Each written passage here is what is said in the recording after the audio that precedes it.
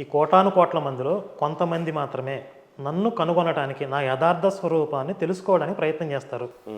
అలా ప్రయత్నం చేసిన వేలాది మందిలో ఒకానొకడు మాత్రమే సఫలీకృతుడవుతాడు.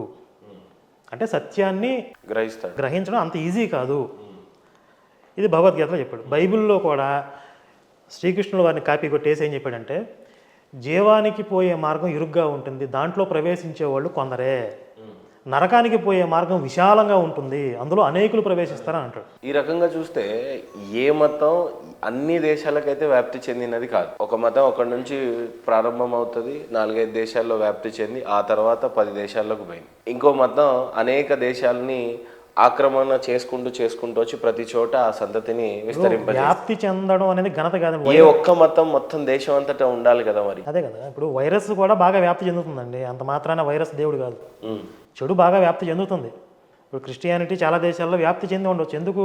అది మార్కెటింగ్ మతం కాబట్టి, విస్తారక మతం కాబట్టి. మీరేమంటారు లలిత్ గారు?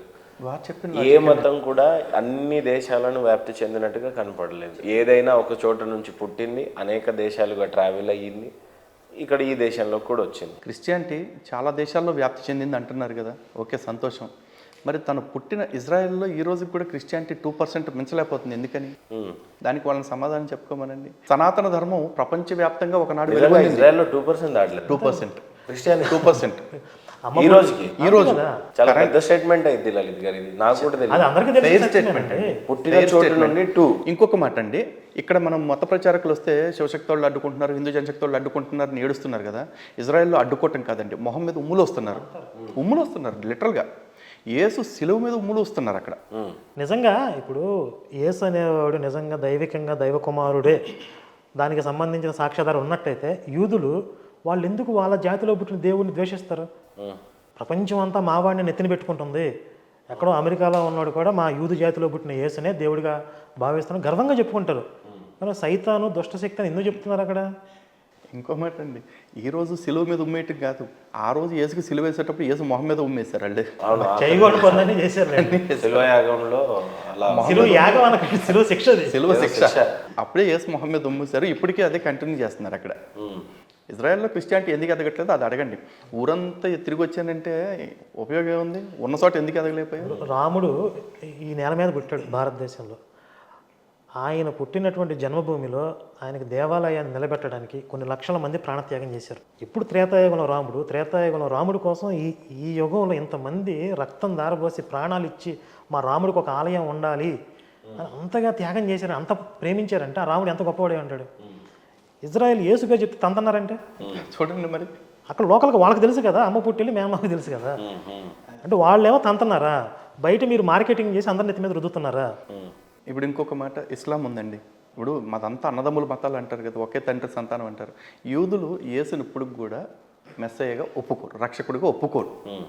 ముస్లింలు ఉన్నారు, యేసు దేవుడు అంటే ఒప్పుకోరు, ప్రవక్త అంటారు. అసలు యేసు సిలువ మీద చచ్చిపోయాడు అంటే కూడా ఒప్పుకోరు వాళ్ళు. మరి కానీ వీళ్ళు ఏమంటారు? భారతదేశంలోకి వచ్చేప్పటికి క్రైస్తవ ఆడేవాడు ఒకడు పాస్టర్ ఉన్నాడు, CMDF అనే సంస్థ కూడా పెట్టాడు, క్రిస్టియన్ ముస్లిం డిఫెన్స్ ఫోర్స్ అని చెప్పేసి. వారినైనా ముస్లిమ్స్ ఏమో నిన్ను చంపేమని చెప్తున్నారు, నువ్వేమో మేము కలిసి పని చేస్తామని చెప్తున్నావు. ఫస్ట్ మీరు అసలు ఒక ఏకాభిప్రాయానికి మీరు రావాలి. లలిత్ గారు, బయట దేశాల్లో అరబ్ దేశాల్లో చూస్తున్నట్టయితే అల్లా గురించి ప్రస్తావన తెస్తే అది ఏకవచనాలు కానీ ఏ రకంగా మాట్లాడినా కూడా చట్టాలు అంతా కఠినంగా ఉన్నాయి. దేశంలో ఇతర దేశాల్లో చూసినట్లయితే వాళ్ళకు సంబంధించిన దేవుళ్ళ గురించి ఇంత పదాలు మాట్లాడడం. భారతదేశం హిందూ భూమి, కర్మభూమి, రక్త తర్పణం జరిగిన నేల. ఇక్కడ శ్రీరాముడు దేవుడే కాదు అనంత స్వేచ్ఛ, శ్రీ మహావిష్ణువులు దేవుళ్లే కాదని ఇంకా అనేక రకమైన ఆపాదిస్తున్నటువంటి బూతులు వింటున్నాం ఈ మధ్య కాలంలో. దీని మీద శివశక్తి, హిందూ జనశక్తి కలిపి ఢిల్లీలో ఇక్కడండి జంతర్ మంతర్ దగ్గర దీక్ష చేసి వచ్చాం. రాముడికి, కృష్ణుడికి, రామాయణానికి, భారతానికి, వ్యాసుల వారికి, వాల్మీకి మహర్షికి జాతీయ గౌరవ చిహ్నాలుగా వాళ్ళని గుర్తించాలి అని చెప్పేసి. ఇది మా సొంత మాట కాదు, అలహాబాద్ హైకోర్టు ఇచ్చిన తీర్పులో కేంద్ర ప్రభుత్వానికి ఇచ్చిన డైరెక్షన్, వీళ్ళని జాతీయ గౌరవ చిహ్నాలుగా ప్రకటించేలాగా చర్యలు తీసుకోండి.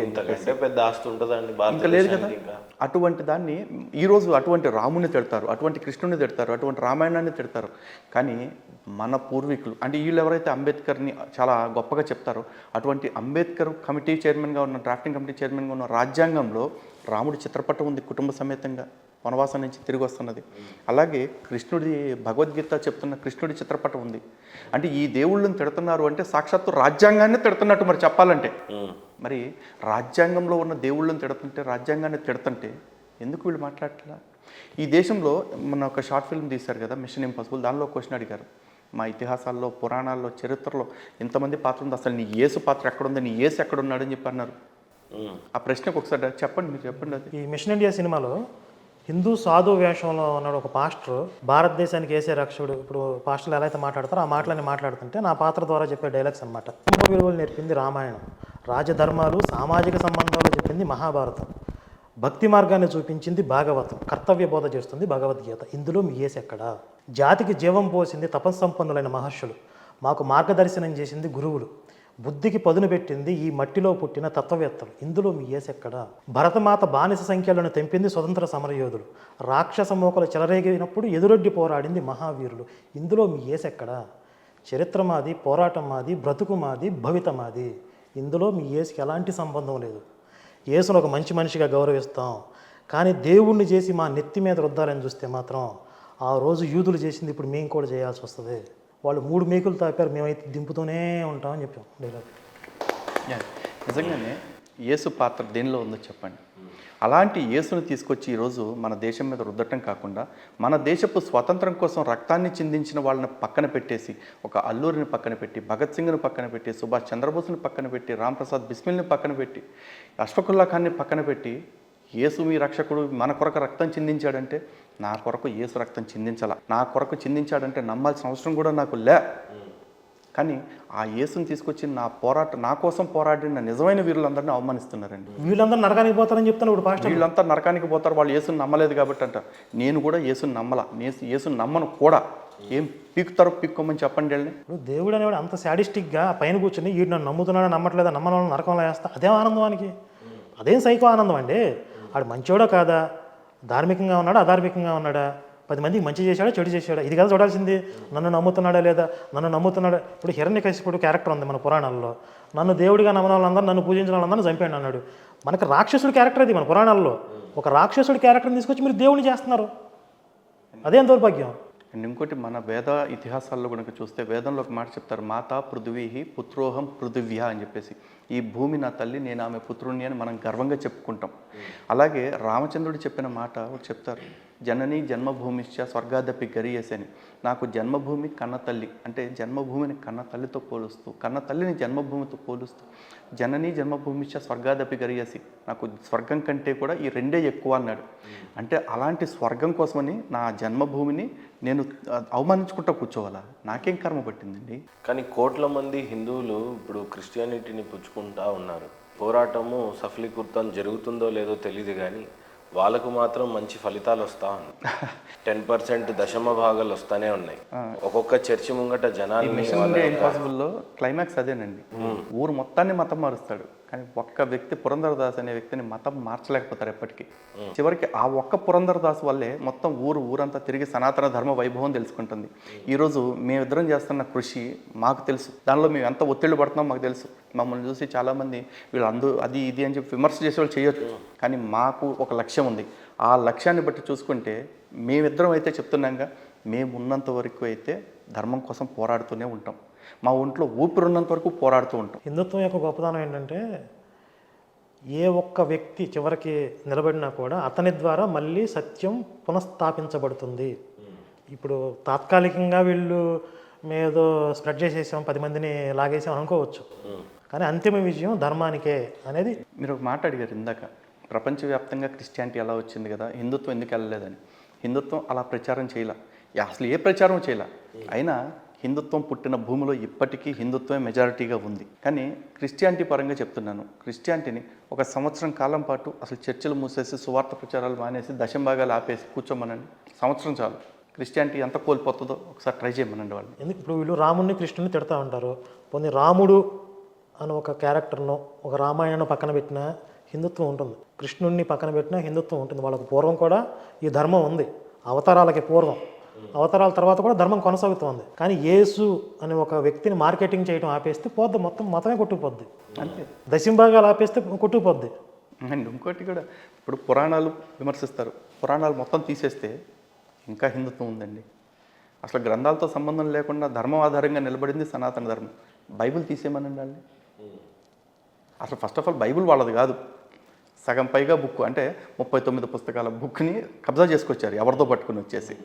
ఆ 39 పుస్తకాలదే పునాది. అది తీసేస్తే క్రిస్టియానిటీకి బేసే లేదు. ఇది చాలా కీలకమైన పాయింట్. ఇప్పుడు వీళ్ళు ఏమంటారంటే మా బైబిల్ గురించి మీరు ఎందుకు మాట్లాడుతున్నారు మమ్మల్ని అంటూ ఉంటారు అప్పుడప్పుడు. అసలు బైబిల్ ఎవరిది? యూదులది.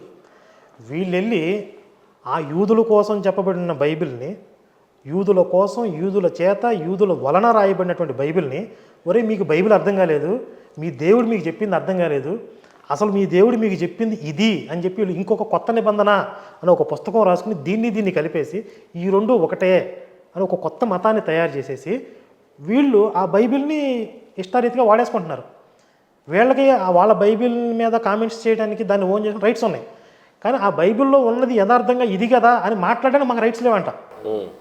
ఇది ఎక్కడ విచిత్రం చూడండి. మీరు వెళ్ళి యూదుల బైబిల్ కబ్జా చేశారు, మీకు రైట్స్ ఉంటాయా? మాకు దాని మీద మాట్లాడడానికి రైట్స్ ఉండవా? అసలు పోనీ ఇప్పుడు హిందువులకి బైబిల్ గురించి అవసరం లేదు, మాకు కావాల్సిన విజ్ఞాన సంపద అంతా కూడా మా దగ్గర ఉంది. ప్రతిరోజు ఇళ్ళ మీద పడి మా బైబిల్ గురించి తెలుసుకోండి, మా దేవుడి గురించి తెలుసుకోండి, మా మీద పడింది మీరే కదా. మీరు మా మీద పడ్డారు కాబట్టి మేము అది తీసి ఏముందో చూస్తే చండాలంగా ఉంది కదా అంటున్నాం. నువ్వు అట్లా మాట్లాడకూడదు అంటే ఏంటి? మరి చండాలంగానే ఉంది. అది కాంటెక్స్ట్ ఇస్తా ఉంటే జీర్ణించుకునే పరిస్థితుల్లో లేరు అని చదవమని చెప్పింది నువ్వే, చదివితే మాకు ఇలా అనిపిస్తుంది. పోనీ అది అలా కాదయా, చండాలం కాదు, మంచిదని చెప్పాలి. నువ్వు చదవమని చెప్పింది నువ్వే కదా, నువ్వు మాట్లాడితే నీ మీద కేసులు పెడతాయేంటి? ఇక్కడ కామెడీ వ్యవహారం ఏంటి తెలుసండి. బైబిల్లో పాత నిబంధనలో 39 పుస్తకాలు ఇప్పుడు మిగిలినాయి. అంటే ఎన్ని ఉంచారో తీసేశారు, లెక్కలు తీసేస్తే 39 అయితే ఉన్నాయి ఇప్పుడు ప్రొటెస్టెంట్ బైబిల్ ప్రకారం. ఈ 39 పుస్తకాలను కూడా పరిశుద్ధాత్మ ప్రేరేపించాడని రాస్తారు. దాన్ని యూదుల్ని ప్రేరేపించారు, వాళ్ళు అరామిక్ భాషలో రాశారు.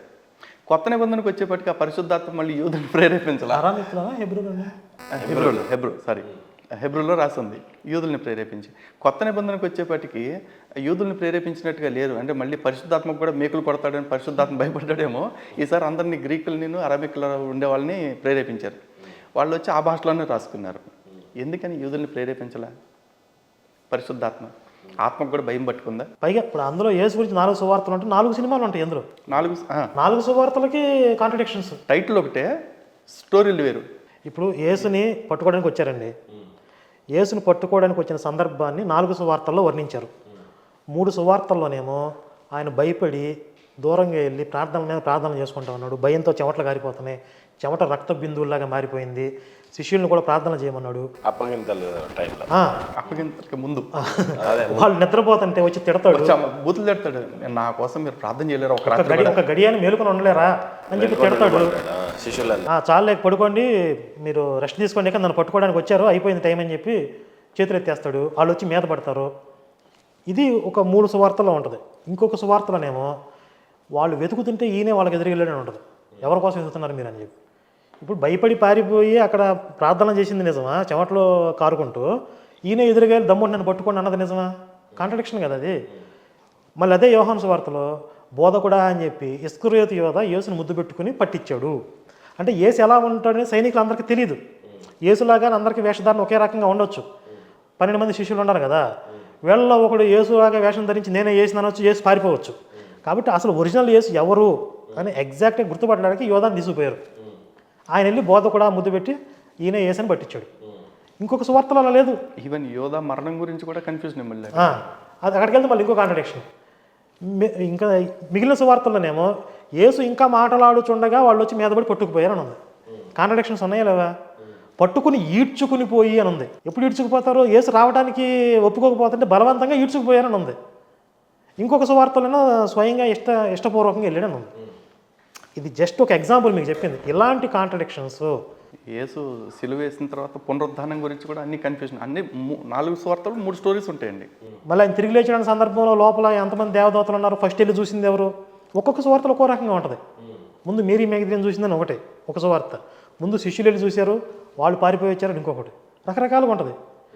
అంటే ఈ 4 సువార్తలు రాసిన 4 వ్యక్తులు, వీడే రాస్తాం వీడి తెలియదు, వీడే రాస్తాం వీడి తెలియదు, 4 చోట్ల వాళ్ళకు దోషింది రాశారు. ఈ 4 కలిపి ఒక పుస్తకం చేశారు. ఇంకా దరిద్రం ఏంటంటే ఇంకా చాలా వైరుధ్యాలు ఉన్న పుస్తకాలు పక్కన పెట్టేశారు. కొంచెం దగ్గరగా ఉన్నాయి, ఇవి కొంచెం పర్వాలేదు మిగిలిన వాటికంటే, మిగిలిన దరిద్రాలతో పోలిసి ఇది కొంచెం పర్వాలేదు అనుకున్నవి ఈ 4 కలిపారు.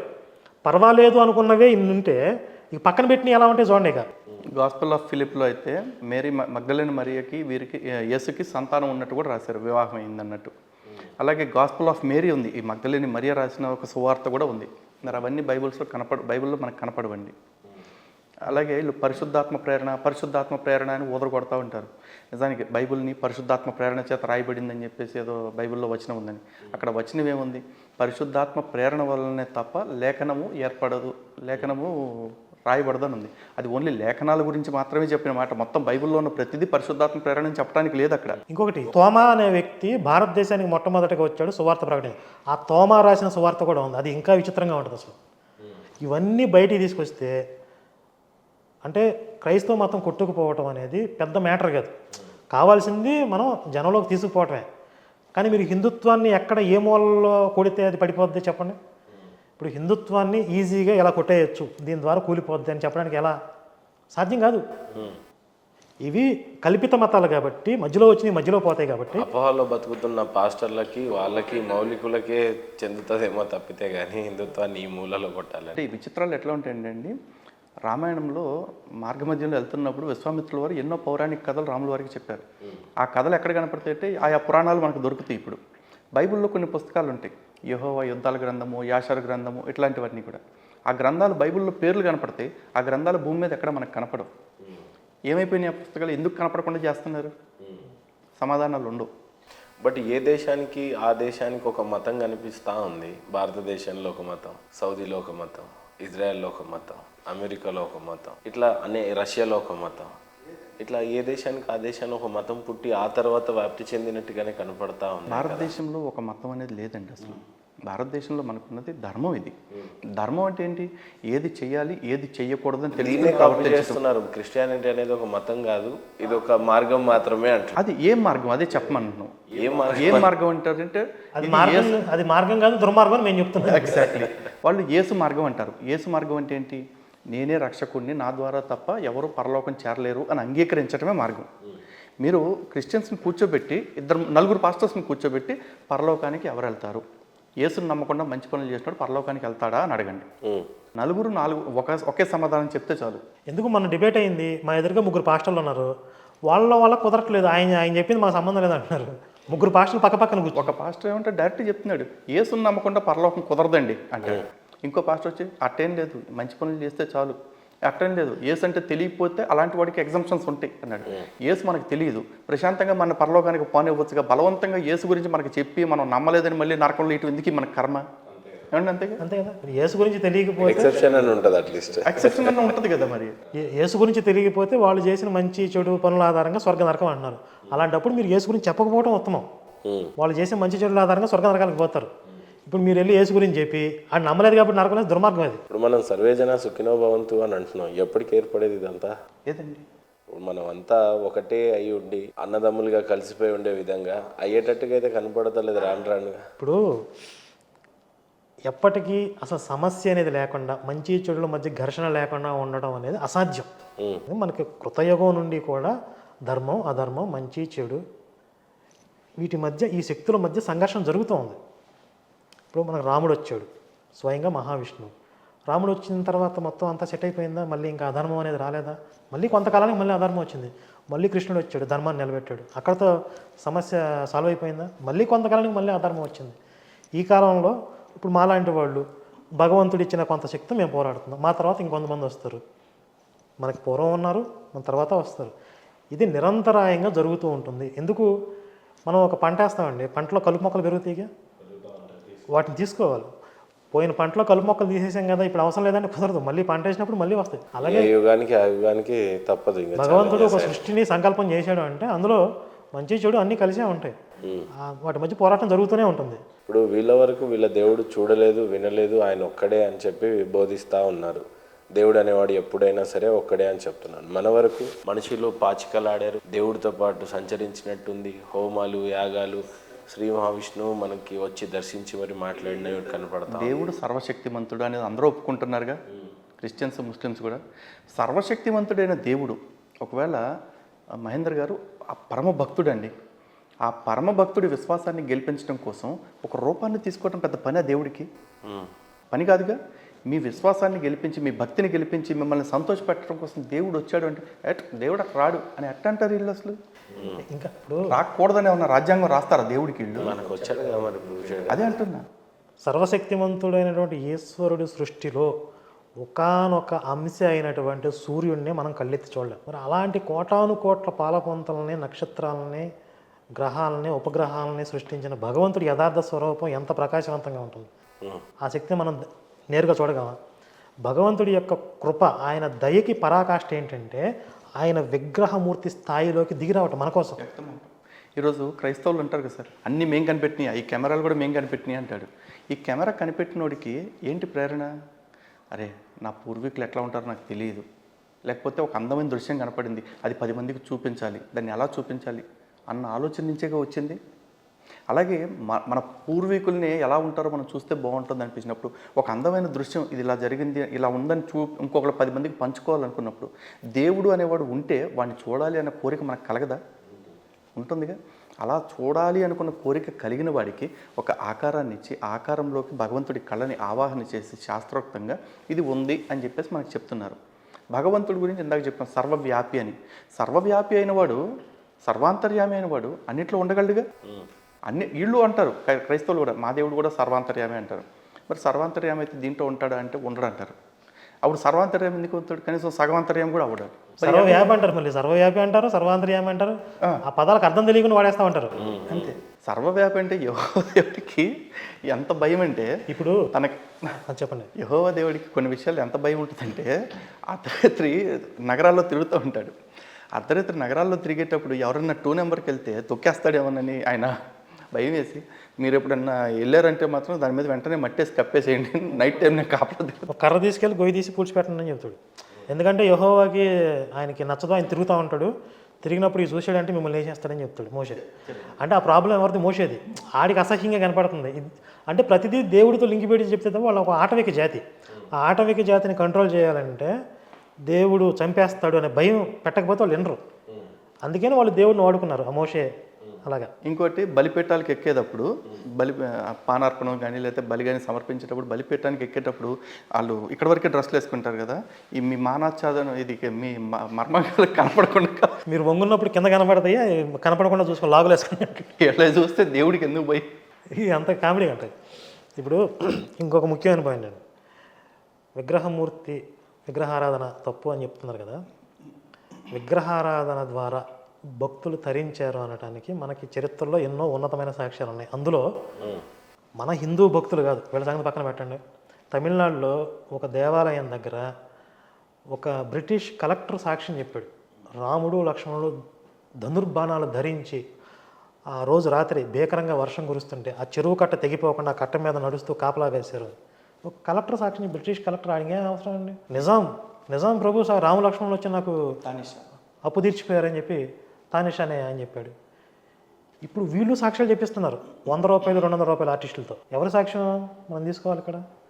100 రూపాయలు 200 సాక్ష్యాలు ఆర్టిస్టులతో చెప్పే, జూనియర్ ఆర్టిస్టులతో చెప్పే సాక్ష్యాలు బలమైనవా? చరిత్రలో కలెక్టర్లు ప్రభువులు చెప్పిన సాక్ష్యాలు ఎవరికి తీసుకోవాలి? ఉన్నతమైన స్థానంలో ఉన్న వాళ్ళు కొంత వాళ్ళకేం అవసరం? మన వాళ్ళు కొనగలరా? బ్రిటిష్ కలెక్టర్ నిన్ను ఒక నిజాం ప్రభువుని కొని మీరు మా తరపున చెప్పండి, మా దేవుడిని ప్రచారం చేయండి అని చెప్పి మన వాళ్ళు కొనగలరా? వాళ్ళని ప్రభావితం చేయగలరా? వాళ్ళకి ఆ దర్శనం కలిగింది. కానీ భారతదేశంలో ఈ మధ్య కాలంలో పాస్టర్ల భూత పురాణాలు మన దేవుళ్ళ మీద దూషించేటువంటివి చాలా ఎక్కువైనాయి. ఇందాక కూడా మీరు చూపించారు. చిన్న కరెక్షన్ సార్, యాక్చువల్లీ భూత పురాణం కాదు, భూత బైబిల్ అనే అనండి. ఎందుకంటే వాళ్ళు బైబిల్ నుంచి ప్రేరణ పొందే మాట్లాడుతున్నారు. ఎందుకంటే బైబిల్లో ద్వితీయోపదేశకాండంలో వాళ్ళకి తప్పు చేశారని, ద్వితీయోపదేశకాండంలో వాళ్ళకి ఇవ్వబడిన ఆజ్ఞ అది. ఏమని? మీరు స్వాధీనపరచుకోబోయే జనములు గొప్ప పర్వతముల మీదేమి మెట్టల మీదనేమి ఎక్కడున్నా సరే వాళ్ళ విగ్రహాలను మీరు బొత్తిగా పాడు చేయండి, వాళ్ళ దేవుళ్ళ నామరూపాలు అక్కడ లేకుండా చేయండి అని చెప్పేసి చెప్పారు. వాళ్ళు ఆ ప్రయత్నంలో భాగంగా ఇవన్నీ చేస్తున్నారు. ఒక వీడియో చూపిస్తాను. నాకు 3 సంవత్సరాల నుంచి తలనొప్పి చాలా ఎక్కువ ఉండేది. ఎంత హాస్పిటల్కి తిరిగినా తక్కువ కాలే. ఇప్పుడు డాడీ ప్రేయర్ చేస్తున్నప్పుడు తలలో తాకినట్లు అయింది.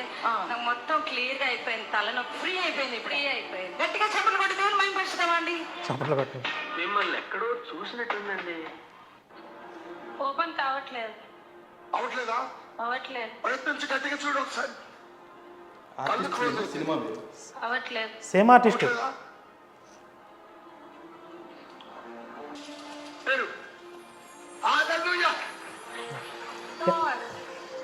సేమ్ అవతలకి కళ్ళు మూసిపోయింది, ఎంత ట్రై చేసినా కానీ కాలేదు. గట్టిగా చదవాలి కదా, గట్టిగా హల్లెలూయా. ఒకే ఆర్టిస్ట్తో 2 ఎపిసోడ్లు చేసేసారు. ఒక రోజు ఒకటి రిలీజ్ చేశారు. ఇవి వీళ్ళు చేసే సాక్ష్యాలు, వీళ్ళు చేసే మార్కెటింగ్. మేరీ రత్నం దగ్గర ఒకలాగా ఉంటుంది, పృథ్వీ పాల్ దగ్గర ఒకలాగా ఉంటుంది. అయితే ఇప్పుడు మేము చేస్తున్న పోరాటం కూడా వీటి మీద అవగాహన తేవడం అనేది ఒకటి. ఇంతకుముందు మీరు చెప్పారు కొంతమంది సంపన్న వర్గాలు, మంచి అఫీషియల్స్, అధికారులు వీళ్ళెవరూ కూడా స్పందించట్లేదు, పట్టనట్లుగా ఉంటున్నారు కదా అని చెప్పి వాళ్ళని ప్రశ్నించడానికి కూడా వాళ్ళకి బాధ్యత లేదా? ఇప్పుడు సంపన్న వర్గాలు మంచిగా సంపాదించుకునే వాళ్ళు సంపాదించండి, మంచి పొజిషన్స్లో ఉండండి, కానీ ప్రతి ఒక్కరికి కూడా మన ధర్మానికి సంబంధించి ఒక బాధ్యత అనేది ఉంటుంది. ఎందుకంటే మన పూర్వీకులు ప్రాణత్యాగాలు చేసి నిలబెడితేనే ఈరోజు దేవాలయానికి వెళ్ళి దర్శనం చేసుకోగలుగుతాం, దైవ దర్శనం చేసుకోగలుగుతున్నాం. వాళ్ళు మనకి అందించినటువంటి ఆ సాహిత్యాన్ని మనం అర్థం చేసుకొని జ్ఞానం తెచ్చుకొని మన పిల్లలకు వాటిని నేర్పించగలుగుతున్నాం, సంస్కారాలు. అటు వాటి నుంచి మనం అన్ని పొందుతూ అన్ని తీసుకుంటూ వాటికి హాని జరుగుతుంటే మాత్రం, వాటి మీద దాడి జరుగుతుంటే మాత్రం బాధ్యత అయితే ఎందుకు బాధ్యతగా రెస్పాండ్ అవ్వట్లేదు? మరి ముఖ్యంగా చెప్పాలంటే ఈ మధ్య కాలంలో పాస్టర్లు మాట్లాడుతున్న పద్ధతులు, పదజాలాలు దేవుడి పట్ల చాలా అభ్యంతరకరంగా ఉన్నాయి. ఇప్పుడు ఈడొక పాస్టర్ కలిగించడానికి, పార్వతి గారికి సంతానాన్ని కలిగించడానికి శివుడు గారు అంతఃపురంలో హస్తప్రయోగం చేస్తున్నాడు.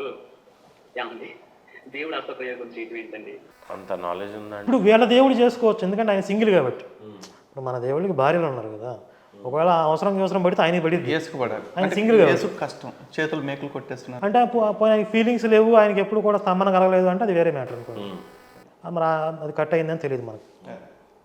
సరే, ఇంకా చాలామంది ఉన్నారండి. ఇప్పుడు వీడు మీకు బాగా తెలిసినోడే, మరుగుదొడ్డి అంటాం వీడి పేరు. దశరథుడికి పుడితే వంశస్థుడు అవుతాడు రాముడు, లక్ష్మణుడు, ఇంకా మిగిలిన 2 తమ్ముళ్ళు. వాళ్ళు అసలు ఈ వంశానికి పుట్టినోలే కాదు, భూతం వచ్చి పాయసం ఇస్తే పుట్టారు. కాబట్టి వాళ్ళది సూర్యవంశం కానే కాదు. దొంగ మాటలు ఆడుతున్నారు వీళ్ళది. సూర్యవంశం కానే కాదు, భూత వంశం వాళ్ళది. కాబట్టి భూతాలకు పుట్టినోళ్ళు వీళ్ళు. మొదట ఏం చేసిందా మరి కౌశల్య గారు గుర్రం దగ్గరికి వెళ్ళింది.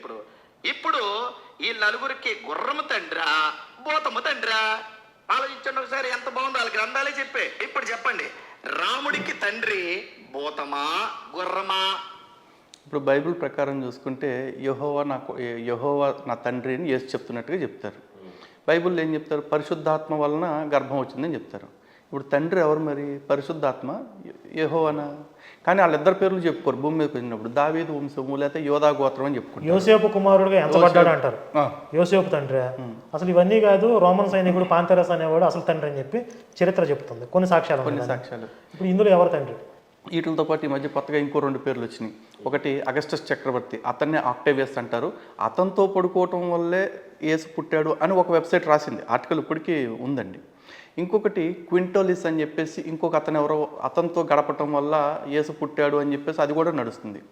మరి ఎంతమందితో సంబంధం ఉన్న ఆ దేవుణ్ణి పూజిస్తున్న మీరు ఈ దేశపు ఆత్మగౌరవమైన రాముణ్ణి ఇంత దారుణంగా మాట్లాడుతున్నారు. మరి క్వశ్చన్ చేయమా? ఇప్పుడు వీళ్ళు ఇలా మాట్లాడుతున్నారు కాబట్టి మేము డిఫెన్స్ చేసుకుంటూ మన గ్రంథాల్లో ఉన్నటువంటి విషయాల్ని వివరిస్తూ వాళ్ళ గ్రంథాల్లో ఉన్న విషయాన్ని వెలికి తీస్తూ మాట్లాడుతున్నాం. లేకపోతే మాకు అవసరం లేదు కదండి. ముందే మేమే మొదలు పెడితే అసలు మాకు జనాలు సపోర్ట్ చేయరు. ముందు వాళ్ళే, ఎందుకంటే హిందువులు పరమ సెక్యులర్లు, పరమ సహనవాదులు. మీరు ఎందుకురా మన ధర్మం అలా చెప్పలేదు, వాళ్ళ గ్రంథం గురించి మీరు ఎందుకు? అసలు మొట్టమొదట మమ్మల్ని దాడి చేసేది హిందువులే. కానీ వాళ్ళు ఈరోజు మమ్మల్ని సపోర్ట్ చేస్తున్నారంటే ఇదంతా వాళ్ళు ఫేస్ చేశారు. ప్రతి ఒక్కళ్ళు కూడా వాళ్ళ అనుభవంలో ఉంది. చిన్నప్పటి నుంచి వీళ్ళు దైవదోషం చేస్తుంటే అవి వింటూ పెరిగిన వాళ్ళు లక్షల్లో కోట్లలో ఉన్నారు. వాళ్ళని ఎలా ఎదుర్కోవాలో తెలియక రక్తం మరిగిపోయి ఏం చేయాలో పాలుపోక వ్యాధులకి, మానసిక వ్యాధులకు గురైన వాళ్ళు కూడా చాలామంది ఉండొచ్చు. ఈరోజు శివశక్తి, హిందూ జనశక్తి మేము చేస్తున్నాం కౌంటర్ వీడియోలు చూసి ప్రశాంతంగా నిద్రపోగలుగుతున్నారు గుండెల మీద చేసుకుని. ఇంకొకటి చూడండి, యాక్చువల్లీ వీడి పేరు మరుగుదొడ్డి అని పెట్టామండి. అంటే పెట్టడం అంటే వాళ్ళు ఏమనుకుంటారు, ఏదో తిడుతున్నాం అనుకుంటారు. కాదు, వాడు అసలు పేరు జాన్సన్. జాన్ అంటే ఏంటంటే ఇంగ్లీష్లో ఆక్స్ఫర్డ్ డిక్షనరీ ప్రకారం మరుగుదొడ్డి, ఆ టాయిలెట్ అని అర్థం వస్తుంది. సో వాడి పేరు తెలుగులో పిలుస్తున్నాం. తిట్టామని మళ్ళీ క్రైస్తవులు అనుకుంటారేమో. బ్రహ్మ పని అయిపోయింది. బ్రహ్మ ఎంత నీచుడు, ఎంత భయంకరుడో అర్థమైంది. అరే మీ దేవుళ్ళకి మీకు సిగ్గు, లజ్జ, మానం, మర్యాద, నీతి, న్యాయం ఏముండదా? ముందు మీ దేవుళ్ళని తన్నండి వెళ్ళి, ఒరే బ్రహ్మ ఇదేం పండ్రని అడగండి వెళ్ళి. ఇప్పుడు ఇది చూస్తే మనకేమనిపిస్తుంది? ఇప్పుడు వాళ్ళు యెహోవా చేసిన భయంకరమైన చండాలమైన పనులని తీసి మీరు వెళ్ళి అడగంటారా మీ దేవుడిని, ఒరే యెహోవా ఏం పనులు అని చెప్పి ఆయన ముడి మీద దండండి అని మేము అనిపిస్తుంది. అంటే ఇందాక కానీ అనలేకపోతున్నాం context కూడా అదే అయితే మొత్తం మీద. అంటే ఇప్పుడు రాజ్యాంగ పరిధిలో కొన్ని మాకు ఇలా మాట్లాడాలని అనిపించినా కొన్ని మాట్లాడలేకపోతున్నాం. చాలా తగ్గించుకొని కొంచెం లిమిట్స్లో మాట్లాడుతున్నాం. మొత్తం మీద ఇలాంటి బూతులు ఈ రకమైనటువంటి సంస్కారాన్ని హీనులుగా కనిపించి ఈ రకంగా మాటలు తూగుతా ఉంటే దీన్ని అరికట్టే పరిస్థితులు కానీ మార్గం కానీ ఇంకా మీకు చాలా చూపించలేదండి, ఇంకా చాలా ఉన్నాయి ఇట్లాంటివి. అదే అంటే సాక్ష్యాల పేరుతోటి ఇప్పుడు శివశక్తి ఛానల్లో కానీ హిందూ జనశక్తి ఛానల్లో కానీ ఆల్మోస్ట్ దానిలో ఒక 100 వీడియోలు ఉంటాయి, మన దగ్గర ఒక 30-40 వీడియోస్ ఉంటాయి. ఇటు సాక్ష్యాల పేరు మీదే అందరూ నేను భయంకరమైన మాంత్రికుడిని, గతంలో నేను భయంకరమైన విగ్రహారాధికుడిని అంటే విగ్రహారాధనలో నువ్వు అంత భయంకరమని చెప్పేంత ఏముంది అసలు? టెస్టిమోనీస్ మీరు టెస్టిమోనీస్ అని కొట్టండి యూట్యూబ్లో. 80% మంది విగ్రహారాధకులు ఉన్న ఈ దేశంలో నువ్వు విగ్రహారాధనని పదే అవమానిస్తుంటే, అండ్ ఇన్ఫాక్ట్ విగ్రహారాధన వ్యభిచారం అని కూడా మాట్లాడతారు కదా. అదేంటంటే ఇంజెక్ట్ చేయటం పదే భయంకరమైన విగ్రహారాధన అంటే దాన్ని ఒక నెగిటివ్ పదంగా మార్చేయడం అనమాట. విగ్రహారాధన అంటే విగ్రహారాధికులు అంటేనే చీప్గా చూసిన పరిస్థితిని ఏర్పాటు చేయడం వాళ్ళు క్రియేట్ చేస్తున్నారు. అది ఇప్పుడు మేము దాన్ని కౌంటర్ చేసుకోవాలి. నేను భయంకరమైన శవారాధన నుండి వచ్చినాడు, నేను వేలాడే శవాన్ని దేవుడిని నమ్మాను అని చెప్పుకోవాల్సి వస్తుంది. నేను కూడా గౌరవప్రదంగా యేసుని దేవుడిగా నమ్మాను ఒకప్పుడు అని చెప్పేవాడు ఒకవేళ సాక్ష్యం వాళ్ళు గౌరవప్రదంగా చెప్తే. ఇప్పుడు నేనేం చెప్తున్నాను, భయంకరమైన శవారాధన నుండి వచ్చానని చెప్తున్నాను నేను. సో ఇంకా ఈ అరికట్టే విషయంలో రీసెంట్గా నేను విన్నాను, 19th రోజు ఏదో ర్యాలీ భారీ ఎత్తుగా హిందూ జనాలందరికీ సోదరులకి మీరు మంచి పిలుపునిచ్చారు అని విన్నాం. దాని గురించి ఒకసారి ప్లీజ్. జనవరి 19వ తేదీ ఆదివారం రోజున, జనవరి 19 ఆదివారం రోజున హిందూ స్వాభిమాన శంఖారావం అనే పేరుతోటి ఈ కార్యక్రమం చేస్తారు. ఏంటండి ఉద్దేశం? ఈ సమస్య అనేది కేవలం కరుణాకర్, లలిత్ కుమార్ అనే ఒక 2 వ్యక్తులకు సంబంధించింది కాదు, మొత్తం హిందువులందరి సమస్య ఇది. ఎంతకాలం మీరు సహిస్తూ మౌనంగా భరిస్తారు? ఒక్కసారి తిరగబడితే పరిష్కారం అయిపోతుంది. ఇప్పుడు పొలిటీషియన్స్ ఓటు బ్యాంకు కోసం లేకపోతే వాళ్ళ మంచితనాన్ని పోగొట్టుకోకూడదు, మేము ఒక వర్గానికి దూరం అవ్వకూడదు అనే భావంతో వాళ్ళు మాట్లాడకుండా స్పందించరు. లేకపోతే ఒక ఆఫీసర్స్ మనకు మంచి పొజిషన్లో ఉన్నాం కదా, మనకి సెగ తగలతలేదు కదా అనుకోవచ్చు. అది కుదరదు. వాళ్ళందరినీ కూడా నిలదీస్తాం. ఇప్పుడు ప్రజలందరి దగ్గర నుండి ఒత్తిడి తీసుకొచ్చి అన్ని వర్గాల్లో ఉన్నటువంటి హిందువులందరూ స్పందించేలాగా, వాళ్ళు వ్యాపారస్తులు కావచ్చు, పొలిటీషియన్స్ రాజకీయ నాయకులు కావచ్చు, అధికారులు కావచ్చు, ఏ రంగంలో ఉన్నా ఏ వర్గం వాళ్ళైనా సరే హిందువు అనేవాడు ప్రతి ఒక్కడూ స్పందించాలి. దైవదోషం జరుగుతుంది, మీరు ఎందుకు సైలెంట్గా చూస్తూ ఊరుకుంటారు? ఎలా కూర్చుంటారు అసలు? కాబట్టి వాళ్ళందరినీ నిలదీయాలి, ప్రశ్నించాలి అనే భావంతో. మరీ దారుణం ఏంటంటే పెద్ద 1000 SFTలో దేవాలయాలు ఇండ్లలోనే కట్టుకుంటారు, 10-12 గంటలు పూజలు చేస్తారు, గంటల తరబడి ఆరతులు ఇస్తారు, పూజలు చేస్తారు, పూజ చేయకుండా బయటికి వెళ్ళరు. అలాంటి సోదరులు కూడా స్పందించకపోవటం అనేది ఇంకా బాధాకరం. ఇంకా ముఖ్యంగా ప్రభుత్వాలు కూడా స్పందించాలి. ఎందుకంటే దేవుడి మీద, దేవాలయం మీద దేవ ఆదాయము అని పెట్టుకుని మీరు ఆర్జిస్తున్నారు, సంపాదన తెచ్చుకుంటున్నారు, ప్రభుత్వం నడుపుతున్నారు. చర్చిల నుంచి ఎలాగో రావు. ఆ దేవుడి మీద ఆదాయం వస్తే మీరు తీసుకుంటారా? ఆ దేవుడికి అపచారం జరుగుతుంటే, ఆ దేవుడికి అవమానం జరుగుతుంటే మీరు స్పందించరా? ఇది గవర్నమెంట్లో కూడా బాధ్యత తీసుకోవాలి. దాన్ని నిరోధించడంలో, ఈ దుష్ప్రచారాలను అరికట్టడంలో ప్రభుత్వాలు కూడా ముఖ్యంగా కీలక పాత్ర వహించాలి. ఇది గవర్నమెంట్ దృష్టికి తీసుకెళ్ళాలి, ముఖ్యమంత్రి స్థాయికి తీసుకెళ్ళాలి. కదులుతారంటారా జనాలు? 19th రోజున ఆదివారం ప్రయత్నం, పోరాటం మా పని అండి, ఫలితం పరమాత్ముడిది. ఇది హిందువుల కోసం చేస్తున్నది అని హిందువులు తెలుసుకోవాలి ఫస్ట్. ఖచ్చితంగా వస్తారు, ఆదరిస్తారు, ఇది విజయవంతం అవుతుంది. ఇప్పుడు వరకు వస్తున్న రెస్పాన్స్ అయితే అందరూ కూడా కదిలి రావడానికి సుముఖంగా ఉన్నారు.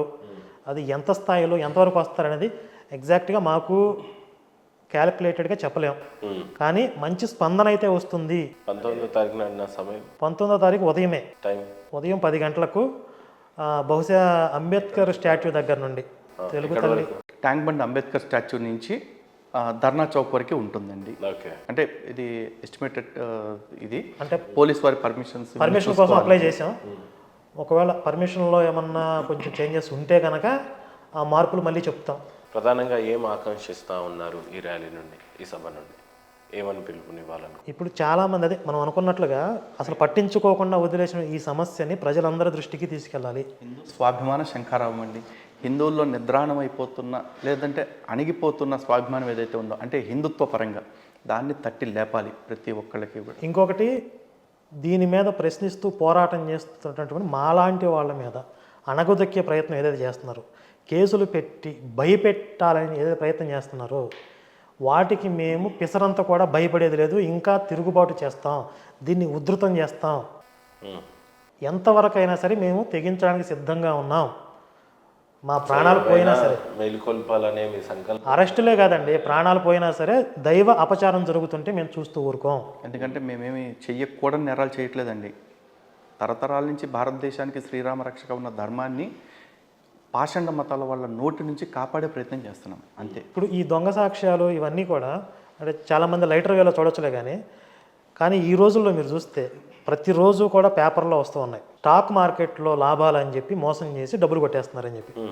ఆ మోసగాళ్ళు చేసే పని ఏంటండి, మీకు స్టాక్ మార్కెట్లో పెట్టుబడులు ఎలా పెట్టాలో మేము నేర్పిస్తాం, మా గ్రూప్లో జాయిన్ అవ్వండి అంటారు. వాళ్ళు వాట్సాప్ గ్రూప్లో జాయిన్ చేసుకుంటారు. ఆ వాట్సాప్ గ్రూపుల్లో వాళ్ళ మనుషులే, నేను ఇందులో ఇన్వెస్ట్ చేశాను 10 లక్షల లాభం వచ్చింది, దీంట్లో పెట్టాను ఒక 20 లక్షల లాభం వచ్చిందని చెప్పి వాళ్ళు ఫేక్ మెసేజ్లు పెడతారు, సర్క్యులేట్ చేస్తూ ఉంటారు. ఫేక్ మెసేజ్ పెట్టి వాటిని చూసి మోసపోయి వాళ్ళకలాగా నాకు కూడా లాభాలు వస్తాయని చెప్పి వీళ్ళు అందులో ఇన్వెస్ట్ చేయడం మొదలు పెడతారు. మొత్తం సర్వం సమర్పయామి అన్న తర్వాత వీళ్ళు కళ్ళు తెరుచుకుంటాయి, మేము మోసపోయామని చెప్పి పోలీసుల దగ్గరికి వస్తారు. ఇప్పుడు పోలీసులు వాళ్ళ మీద కేసు నమోదు చేస్తున్నారు, ఎంతవరకు రికవరీ చేయగలుగుతున్నారు, కొన్ని రికవర్ అవుతున్నాయి, కొన్ని అవ్వట్లేదు. అలాగే ఇవి దొంగ సాక్ష్యాలు అనేవి కూడా, నేను ఈ దేవుడిని నమ్ముకున్నాను, నాకు అద్భుతం జరిగింది అని వాళ్ళ మనుషులతో స్కిట్లు వేయించి దొంగ సాక్ష్యాలు చెప్పించి వీళ్ళని మతం మార్చి వీళ్ళ దగ్గర నుంచి 10% పిండుతున్నారు. ఇది మోసమే కదా. స్టాక్ మార్కెట్లో లాభాలు వస్తాయని చెప్పి ఎలా అయితే నమ్మించి దొంగ సాక్ష్యాలతో మోసం చేస్తున్నారో, మా దేవుడిని నమ్మితే అద్భుతాలు జరిగాయని చెప్పి దొంగ సాక్ష్యాలతో నమ్మించి మోసం చేస్తే కూడా నేరమే కదా. వాళ్ళ మీద గవర్నమెంట్ కేసులు ఫైల్ చేస్తుంది, వీళ్ళ మీద ఎందుకు కేసులు ఫైల్ చేయదు అంటే విశ్వాసం అనే కేటగిరీలో క్రైమ్ కొట్టుకుపోయిద్దా, నేరం కాకుండా పోతుందా? అండ్ ఇంకోటి, ఇండియాలో ఆల్రెడీ 2 చట్టాలు ఉన్నాయండి, Indian drugs and magical remedies act, drugs and cosmetics act. ఈ మ్యాజికల్ రెమెడీస్ యాక్ట్ ప్రకారం కూడా ఈ మిస్లీడింగ్ అడ్వర్టైజ్మెంట్స్ ఏవైతే ఉన్నాయో అవి అఫెన్స్, కానీ వాటి మీద ఎందుకు చర్యలు తీసుకోవట్లేదు? అలాగే బాహాటంగా స్వస్థత సభలను పెట్టి అరటిపండు తింటే పిల్లలు పుడతారు, ఖర్చు ఇది తీసుకుంటే స్వస్థత కలుగుతుంది, కొబ్బరి నూనెలు అంటారు, బలూన్స్ అంటాడు, ఇన్ని చేస్తూ ఉన్నారు. ఈ మోసాలన్నీ బాహాటంగా చేస్తూ ఉన్నారు మతం ముసుగులు. వీళ్ళని ఎవరు అడ్డుకోరా? ఇంకొకటి, ఇప్పుడు అక్కడ స్టాక్ మార్కెట్లోనూ ఇంకో రకంగా సైబర్ నేరాల్లోనూ ఆర్థికంగా నష్టపోతే ఆ నష్టం వాడి వరకే పరిమితం, ఆ కుటుంబం వరకే పరిమితం. కానీ ఒకడు మతం మార్చిన తర్వాత వాడు కుటుంబాన్ని డిస్టర్బ్ చేస్తాడు, సమాజాన్ని డిస్టర్బ్ చేస్తాడు, దేశాన్ని డిస్టర్బ్ చేస్తాడు, దేశద్రోహిగా మారుతాడు, ఇతర మతాలని ప్రశాంతంగా బ్రతకనివ్వడు. ఇప్పుడు ఇంత విధ్వంసం జరుగుతుంది, ఇన్ని మోసాలతో మతాలు మార్చి వాళ్ళు చేసే పనులు ఇవి. దీని మీద ఖచ్చితంగా గవర్నమెంట్ ఎందుకు యాక్షన్ తీసుకోదు? మతం పేరుతో మోసం జరుగుతుంటే ఎగ్జామ్షన్స్ ఉంటాయా? ఇది మేము నిలదీస్తున్నాం. సో ర్యాలీలో ఈ అనేకమైన అంశాల మీద ఖచ్చితంగా ఇంకా హిందువులను మేల్కొల్పాలి మీరిద్దరు అని మనస్ఫూర్తిగా కోరుకుంటూ, యాక్చువల్లీ ఈరోజు ఇంటర్వ్యూ వరకు ఈ ర్యాలీ రిలేటెడ్ మీరు ఒక కేసుల రిలేటెడ్ మాట్లాడదామని అనుకున్నాం. ఖచ్చితంగా తదుపరి చర్చ సుదీర్ఘమైన 10-12 గంటల పాటు భారతదేశం యొక్క చరిత్ర, ఇతిహాసాలు, పురాణాలు, వేదాలు, అలాగే ప్రపంచ మతాల గురించి ఇంకా క్లుప్తంగా మాట్లాడాలని మనస్ఫూర్తిగా కోరుకుంటూ, హిందూ సోదరులందరికీ కూడా సండే రోజున 19th వస్తుంది, ఈసారి పొద్దున 9 గంటలకు అలా ప్రారంభమవుతుంది అని అంటున్నారు లలిత్ గారు. సో ఏపీ తెలంగాణలో ఉన్న ప్రతి హిందూ బంధువులంతా కూడా వచ్చి విజయవంతం చేయాలి. ఓన్లీ ఇదేదో సంకల్పయాత్రలాగా అని అనుకుంటే చాలా ప్రమాదం. ఎందుకంటే జరుగుతున్నవన్నీ మీరు గాఢ నిద్రలో ఉండి 100 కోట్లు 1000 కోట్ల ఆస్తుపరులం మేము, మాకు చాలా బాగుంది, మాకేం కావట్లేదు అని అనుకుంటున్నారు. కానీ రానున్న రోజుల్లో పరిస్థితులు కనుక చేదాటినప్పుడు, ఇలాంటి యోధులు కనుక లేనప్పుడు, మీ భార్య పిల్లలను రోడ్ల మీద నరికి చంపే రోజున వచ్చినప్పుడు, ఆ రోజు వీళ్ళు చెప్తే బాగుండింది, మేము వింటే బాగుండు అనే రోజున రీగ్రెట్ ఫీల్ అవ్వకన్నా ముందు కళ్ళు తెరవాలని మనస్ఫూర్తిగా కోరుకుంటూ, ఏదైతే ఆకాంక్షించి 19వ తారీఖు నాడు తీస్తున్న ర్యాలీ ఏదైతే ఉందో మనస్ఫూర్తిగా అది సిద్ధింపజేయాలని కోరుకుంటూ, సిగ్నేచర్ స్టూడియో కూడా ఏమాత్రం భాగస్వామ్యం ఇవ్వాలని కోరుకుంటే, we are always there for you Lalit గారు, కర్ణాకర్ గారు. Thank you so much.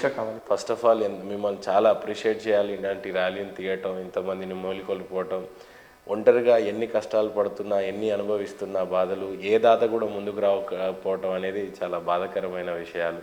ఇలాంటి పెయిన్స్ స్టిల్ ధర్మం గురించే మాట్లాడుతున్నారు తప్పితే కానీ ఇంటర్వ్యూలో ఎక్కడ కూడా మాకు ఇలాంటి ఫైనాన్షియల్ ట్రబుల్ ఉన్నాయి, ప్రాబ్లం ఉంది, ఏ దాత కూడా ముందుకు రాకపోవటం అని ఎక్కడ కృంగిపోలేదు. బట్ వాస్తవానికి ఒంటరి పోరాటాల్లో ఉన్నారు.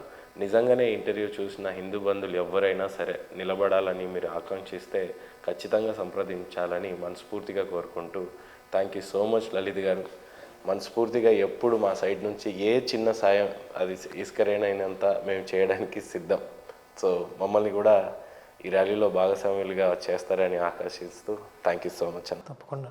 రైట్. సిగ్నేచర్ స్టూడియోస్ వేదికగా మా వాయిస్ వినిపించడానికి ఒక అవకాశం కల్పించి మేము చేస్తున్న ఈ పోరాటాన్ని ఇంకా 10 మందికి తెలియజేయాలి అని మీ తరపు నుండి సహకారం అందించినందుకు మేము కూడా మనస్ఫూర్తిగా మీకు కృతజ్ఞతలు తెలియజేస్తున్నామండి. జై శ్రీరామ్. జై శ్రీరామ్. జై శ్రీరామ్ లలిత్ గారు.